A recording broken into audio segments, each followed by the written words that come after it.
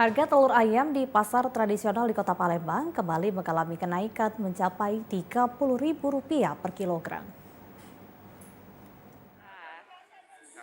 Dari pantauan di pasar tradisional Gubah Kota Palembang, harga telur ayam kembali naik mencapai Rp30.000 per kilogram dari sebelumnya Rp27.000 per kilogram.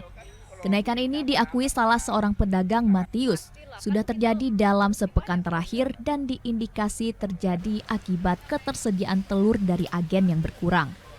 Akibat kenaikan harga ini, pedagang mengaku penjualan turut mengalami penurunan lantaran daya beli masyarakat ikut menurun seiring dengan tingginya harga yang ditawarkan. Namun demikian, pedagang tidak memiliki pilihan untuk tidak menaikkan harga.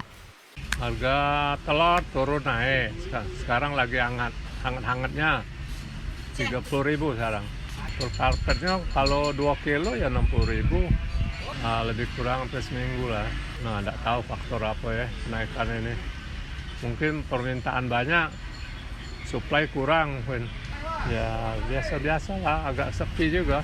Tidak tahu lah mana caranya nih, agen-agen naik ke galau orang.